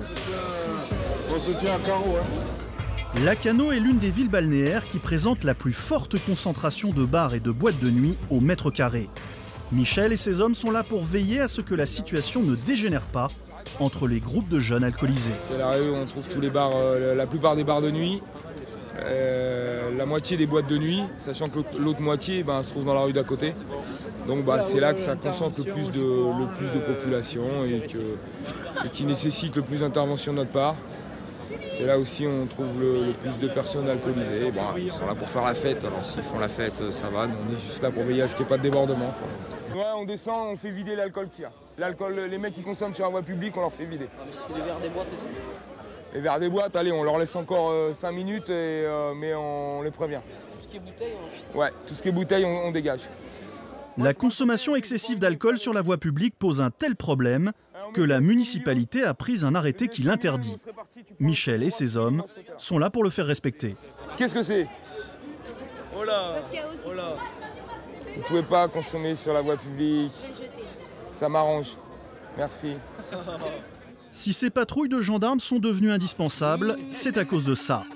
Des jeunes qui n'ont qu'une seule idée en tête, ingurgiter un maximum d'alcool dans un minimum de temps, juste avant d'entrer en boîte où les consommations seront plus chères. On appelle ça le binge drinking ou biture express. C'est quoi dans la bouteille? Honnêtement, j'ai du coca et j'ai de la vodka dedans. Pour empêcher les jeunes de boire, les gendarmes n'ont pas d'autre choix que de leur faire vider les bouteilles à même la rue. Et ça va faire du mal à la plante là? Bonsoir. Je vais rappeler la réglementation en vigueur à Lacanau. Vous devez la connaître parce que je pense que c'est déjà croisé. C'est la première soirée qu'on fait et on va nous le dire. Donc, ça c'est quoi? C'est du whisky. Alors vous me jetez tout là ici et votre verre avec. Je vais vous demander de pas consommer d'alcool sur la voie publique. J'ai pas d'appareil à mesurer la bonne foi des gens, donc je donne le même avertissement à tout le monde. Je dis pas que vous êtes des vilains, hein. Je dis voilà, c'est interdit, donc on vide. Et puis après, que ça se passe bien là-bas. Puis finalement, je vous rends service, comme ça vous avez peut-être une chance de rentrer en boîte, vu que vous ne serez pas trop alcoolisé. La plupart n'ont pas le budget pour consommer dans les établissements.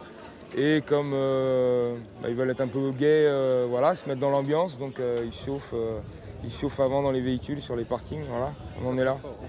Pour certains, vider les bouteilles dans le caniveau est un vrai supplice. L'esprit embué par l'alcool, ils n'hésitent pas à montrer leur mécontentement. Allez les gars, dites-moi ça, videz-moi ça. Vous la videz la bouteille. Vous la videz, je veux pas le savoir. Je l'ai payé en boîte. Vous la videz.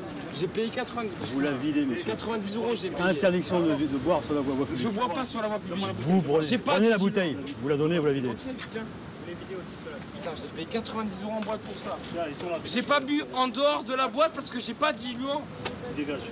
Et tu vas plus loin là-bas. C'est l'arnaque. C'est le bordel en plus, vous faites le bordel. C'est de l'arnaque. Pas le droit de sortir avec de boîte.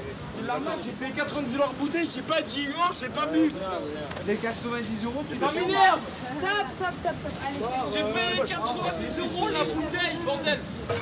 C'est pas privé, non? Allez, c'est bon. Excusez aussi rangement. Bon, les gens commencent à être bien éméchés. Alors tant que ça reste dans des proportions acceptables, on donne des avertissements, on fait vider l'alcool.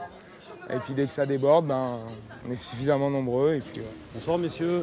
Si Michel estime que ces hommes sont suffisamment nombreux, c'est parce qu'en cas de besoin, ils peuvent compter sur le soutien du DSI, le détachement de sécurité intérieure. Voilà, il n'est pas alcoolisé, c'est moi qui l'ai payé, c'est pas lui qui l'a payé. Peut-être, mais avec moi vous baissez d'un ton. Oui, il va le baisser. Allez-y, bonne soirée. Il faut dire que les gendarmes du DSI sont spécialement équipés et formés pour intervenir lors des bagarres. Et dites à votre copain qu'on se promène partout. Non, mais on se promène partout et il faut qu'il change l'attitude. On est d'accord? Tout à fait d'accord, il n'y a pas de problème. Merci. Si Patrick reste ferme avec ses jeunes, c'est qu'à Lacanau, les nuits sont agitées. À cause de l'alcool, les situations les plus banales peuvent déraper à tout moment. Un peu plus loin, une bagarre vient d'éclater. L'équipe se précipite pour intervenir. Viens ici, viens ici, touchez-moi pas. Viens ici. Patrick provoque volontairement l'agresseur pour détourner son attention. Il préfère que sa colère se retourne contre lui, pendant que ses collègues sécurisent la victime. Dégage. Regardez son œil. Taisez-vous. Est-ce que vous voulez porter plainte? Si vous portez plainte, on interpelle. Dégagez. Sinon, je vous interpelle, ok? Je vous interpelle, alors vous partez. Allez, dégagez. C'est la sortie des bars, et là, c'est pas bon. Les mecs s'embrouillent, et en plus, ils se cherchent après. C'est-à-dire qu'il est non content d'avoir un problème, il continue encore à chercher pour vraiment se bastonner, quoi. Voilà. Donc là, on est obligé d'intervenir un peu plus sévèrement pour pouvoir vraiment arrêter la bagarre. Voilà. Patrick ne croit pas si bien dire. À peine a-t-il le dos tourné que les jeunes recommencent à se provoquer. Et vous voulez qu'on vous embarque maintenant? Vous voulez que je vous emmerde? Non, il a dit que c'était bon. Alors vous arrêtez maintenant, ok? Et ben vous partez. Vous partez. Partez, je vous dis. Partez. Allez, dépêchez. Dépêche-toi, allez, avant que je me fâche. Ici à la Cano, l'alcool c'est vraiment un fléau, quoi. Un fléau. C'est une fête, ok, l'alcool fait partie de la fête, mais quand l'alcool après amène à faire des conneries, donc bagarre et ainsi de suite, là c'est négatif, quoi. Pour nous c'est négatif. Ce fléau, les gendarmes lui ont déclaré une guerre sans merci, en centre-ville bien sûr, mais aussi sur les routes où les accidents peuvent être dramatiques. C'est pourquoi les opérations coup de poing sont fréquentes. Ce soir, par exemple, plusieurs unités ont été détachées en renfort. Et c'est encore Michel, le responsable de la gendarmerie de Lacanau Océan, qui dirige les opérations. On va faire une opération là, juste au rond-point de l'Europe. On fait du systématique, le conducteur dépistage, on passe le permis au fichier. Et on a une réquisition permanente du procureur de la République, donc si on a un doute sur les occupants ou sur ce qu'il peut y avoir dans la voiture, on fait ouvrir. Voilà. Des questions? Allez, en avant. Installés sur un rond-point stratégique, les gendarmes arrêtent toutes les voitures qui entrent ou sortent de Lacanau. Là. Vous allez souffler d'une façon continue jusqu'au moment où vous allez entendre clac. Plus fort. Le but de l'opération, contrôler l'alcoolémie de tous les conducteurs et surtout se montrer, pour que les vacanciers sachent qu'ils risquent gros s'ils se font prendre en état d'ivresse au volant. Avec les patrouilles en ville, ces contrôles sur la route constituent la base de la prévention. Voilà. Je vous restitue. Je vous remercie. Et bonne soirée. Si un conducteur est contrôlé positif à l'éthylotest, il est immédiatement contraint d'abandonner son véhicule. C'est la meilleure façon d'éviter les drames sur la route. Là, on a 3 conducteurs effectivement qui sont positifs, donc on les emmène au bureau qui n'est pas très loin. Et il y a une équipe qui va les prendre en charge. Donc on va souffler, on va mesurer précisément le taux. Et puis après, au-delà de ça, soit c'est contraventionnel, soit c'est délictuel. Et si c'est contraventionnel, on reste contravention. Si c'est délictuel, on conserve le permis de conduire et on adresse un avis de rétention à la préfecture qui va prendre dans les 72 heures un arrêté de suspension immédiate. Malheureusement, cette prévention ne suffit pas toujours. Pendant que Michel supervise son contrôle systématique, l'équipe de William est appelée en urgence sur un accident de la route qui vient de se produire à moins de 5 km de là. D'accord, tu me bloques tout le monde sur place, tu me fais un gel des lieux complet. D'accord, je suis avec le DSI, j'arrive de suite là, ok? 5 minutes plus tard, les gendarmes arrivent sur le lieu de l'accident. Leur première mission, sécuriser la zone. Il faut à tout prix éviter un suraccident. Il en faudrait un, je sais pas, à 15 mètres et un autre à 15 mètres, c'est juste pour pas que... On a été prévenu pour l'accident de circulation routière, donc un véhicule en cause, 4 personnes à bord, 2 personnes qui sont dans un état assez sérieux, les pompiers sont dessus. On a le conducteur et les passagers, donc tout le monde est là. Maintenant, on verra ce qui s'est vraiment passé. Ils sont seuls en cause, ils ont dû quitter la route et sont trouvés autour de cet arbre qui est juste derrière moi. Pendant que les pompiers tentent de réanimer les passagers arrière, le conducteur et le passager avant du véhicule, légèrement blessés, sont pris en charge par les gendarmes. Votre prénom. Votre date de naissance. William et ses collègues cherchent ensuite à savoir ce qui s'est passé. Je prends un peu les détails. Tu prends vraiment le plus de détails possible. Mitraille de photos, c'est pas un souci, on triera l'histoire après. Alerté par radio, Michel arrive lui aussi sur place. Il vérifie que tous les indices ont bien été relevés. Ah oui, la bombe, ça a été bombé partout, ça a été bombé. William, tu vas, vous allez à dos, vous regardez tout ce qu'il y a, le kilométrage et tout ce qui peut te sembler bien. Ils ont débranché la batterie. Les airbags, lesquels ont déclenché?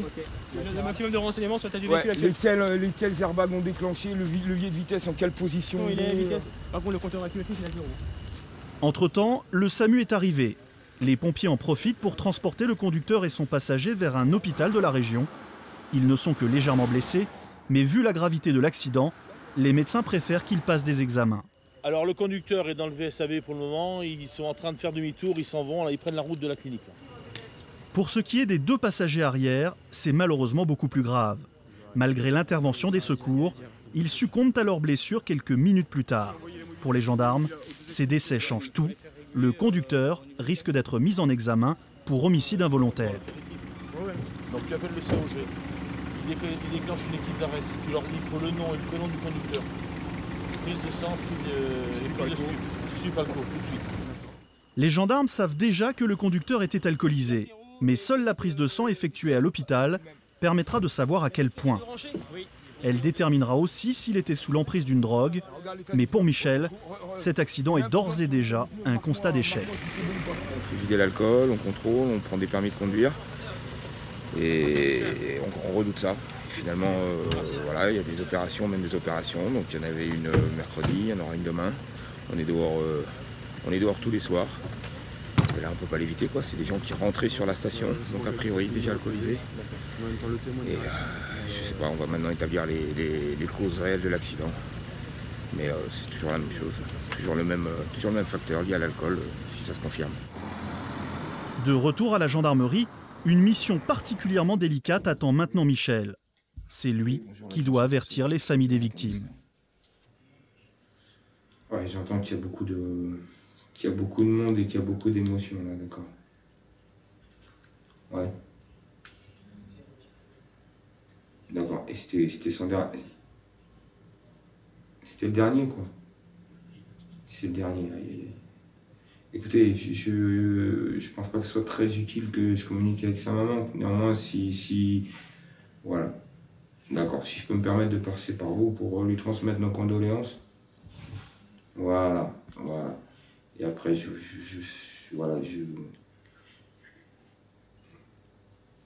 Pendant ce temps, le jeune qui se trouvait au volant au moment de l'accident est revenu de l'hôpital. Dans quelques instants, il sera auditionné, puis placé en garde à vue. Il commence seulement à prendre conscience que ce qui vient de se passer va bouleverser sa vie. Foutu ma vie là, monsieur. Oui et non. Oui, parce que malheureusement, vous allez devoir vivre le reste de votre vie avec ce qui s'est passé. D'accord. Et non, parce que justement, après, qu'à vous ne tienne, d'avoir, justement, de se dire, j'ai fait une bêtise, il y a eu un drame, il faut se dire ce qui est, mais maintenant, je vais œuvrer pour plus que ça se reproduise.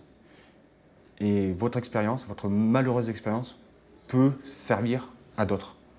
Finalement, les analyses sanguines révéleront un taux d'alcoolémie de 1,19 g par litre de sang 3 heures après l'accident. Autrement dit, ce taux était encore plus élevé au moment du drame. Également contrôlé positif au cannabis, le conducteur sera poursuivi pour homicide involontaire aggravé. Il risque 4 à 6 ans de prison. À Lacanau, la saison se poursuit. Dans l'eau, les vacanciers sont de plus en plus nombreux. Baigneurs, nageurs, bodyboarders, surfeurs. Il faut faire en sorte que tout ce petit monde cohabite sans problème. C'est pour ça que les sauveteurs interviennent sans attendre, dès qu'une planche de surf s'approche trop près des baigneurs. Comme il ne maîtrise pas du tout sa planche, il va l'envoyer dans la tête des gens.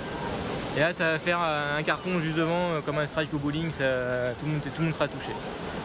C'est l'un des accidents les plus graves qu'on peut avoir sur les plages. Grave et fréquent. Cette jeune fille qui vient d'arriver au poste de secours a le visage en sang. Elle s'est pris sa propre planche de surf en plein visage. J'ai l'impression que ça gonfle en fait. C'est normal. Pas de chance, c'était la première fois qu'elle mettait les pieds sur un surf et comme tous les débutants, elle n'a pas suffisamment pris la mesure du danger. C'est ouvert à l'intérieur, non? J'ai pas l'impression. Faut que tu nous laisses au moins retourner ta lèvre pour qu'on voie si c'est ouvert ou pas en fait. Fais-le avec les gants. Je suis désolé, ça va faire mal 3 secondes peut-être. Ouais, c'est un peu ouvert. C'est pas ouvert? Si, c'est un peu ouvert. C'est un peu ouvert. C'est confirmé, sa lèvre est bien fendue à l'intérieur de la bouche. Et en plus, elle s'est peut-être cassé le nez. Et maintenant je vais sur le nez là, ça va? Ça va, Voilà, c'est supportable. Ouais, c'est et si j'appuie sur la pointe du nez? Oui, ça fait mal. C'est vrai? Oui. Il faudra juste surveiller ce soir. Si sous les yeux ça noircit, tu vas quand même regarder si le nez n'est pas cassé. D'accord. Oui, de toute façon, on va regarder. On va voir avec la règle, avec le médecin. Ok. Merci bien. Après un coup de fil au médecin, le bilan est rassurant. Quelques compresses et un peu de repos suffiront à la guérir de ses blessures. C'est des choses qui arrivent. Oui. Cette jeune fille a eu beaucoup de chance. Lacanau est un spot de surf mondialement connu où chaque été, les plus expérimentés et les débutants se disputent les mêmes vagues.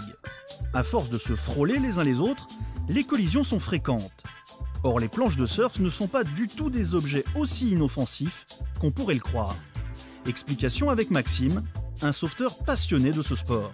En surf, il y a beaucoup de risques. Des risques de collision avec le nose, le bout de la planche qui est pointu. Des risques avec les dérives qui coupent. Avec la vitesse, ça coupe beaucoup. Et des risques de choc avec les rails des côtés de la planche. Donc c'est pour ça qu'il faut bien que les baigneurs respectent la zone de bain. Dérivé du surf, le bodyboard pose lui aussi problème à Lacanau.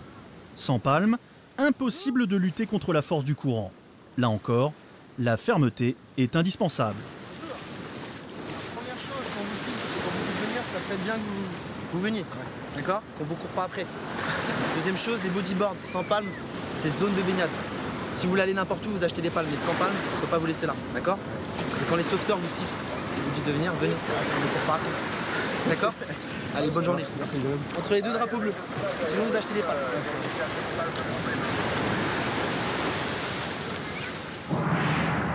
Et malheureusement pour les sauveteurs, tout au long de la journée, la scène se répète encore et encore. Bonjour. Je vais vous demander, vous êtes avec les gens qui sont dans l'eau? Vous êtes tous ensemble? Ouais, il y a les deux là. D'accord, faudra les prévenir ici, normalement, si vous n'avez pas de palme, vous n'avez pas le droit d'aller dans l'eau. C'est dangereux, il y a du courant, il y a un peu de vague, donc on va les sortir de l'eau. Ils ont des planches de surf et vous n'avez pas de planche de surf. C'est pareil, c'est pour aller dans la mer. Ouais, mais t'as pas de palme. Hein? Tu n'as pas de palme. En fait, voilà, c'est simple. Ah si, j'en ai là-bas. Si tu as un bodyboard sans palme, voilà, ils ont tous des palmes ou des planches de surf. C'est assez simple. Je me mets des palmes, c'est bon. Tu mets des palmes, tu fais ce que tu veux. Attention s'il vous plaît, nous avons la petite Tinka. Au poste de secours central, 7 ans, la petite Tinka. Sur une plage aussi bondée, le danger n'est pas toujours dans l'eau. Ici, on ne compte plus les enfants qui se perdent en jouant. C'est exactement ce qui vient d'arriver à cette fillette de 7 ans. Une patrouille avec elle. Voilà, ils vont arriver. Hein, Tinka, ne t'inquiète pas. La situation n'a évidemment rien de grave, mais elle est très stressante pour les enfants et bien sûr leurs parents. Les enfants perdus, oui, ça arrive souvent. Hein. On nous les ramène ou il y a des gens, nous on en trouve des fois qui sont sans leurs parents. Le chef n'est pas inquiet. Généralement, 5 à 10 minutes suffisent pour régler ce genre d'affaires. Pendant que les sauveteurs patrouillent à la recherche de parents qui auraient perdu leur enfant, Pascal essaye d'en savoir un peu plus. Comment ils sont habillés tes parents, Tinka? Comment ils sont habillés? Quel maillot, quelle couleur de maillot ils ont? C'est comme ça. Non? Noir? Noir. Ouais, son père a un maillot noir. Cette fois-ci, les recherches risquent d'être un peu plus longues que d'habitude. La petite est bulgare et ne parle pas bien français. Rien ne dit que ses parents ont compris le message qui vient d'être lancé. Les sauveteurs décident de changer de tactique. D'accord.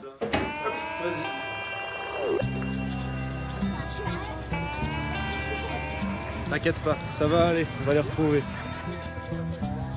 Finalement, Tinka part avec les sauveteurs qui vont patrouiller sur la plage à la recherche de sa famille. vois ton papa, tu nous fais signe, d'accord? La plage s'étend sur plus de 4 km et personne ne sait combien de temps la petite a marché avant d'être ramenée au poste de secours. Elle-même ne sait plus d'où elle est partie et les recherches sont difficiles. Il y avait des rochers, tout ça, non? Ça ne te dit rien? C'est là. C'était là? La fillette croit avoir retrouvé son point de départ, mais sur la plage, tout se ressemble et retrouver un homme portant un short noir revient à chercher une aiguille dans une botte de foin. Là-bas? Là, juste là. Là où il y a la palissade, là-bas? La descente de la plage? C'est là-bas. D'accord, bon, on y va.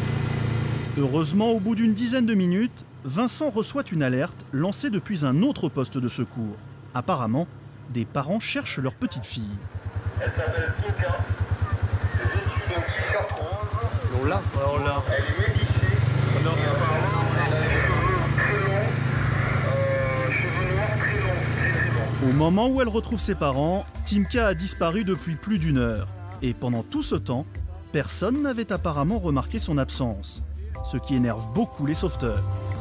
Les parents, s'ils font pas attention, les enfants ils peuvent marcher très longtemps et c'est là où après c'est difficile pour savoir vers où ils étaient et justement nous orienter nos recherches. Sur une plage, les enfants ont tendance à marcher dos au soleil pour ne pas être éblouis.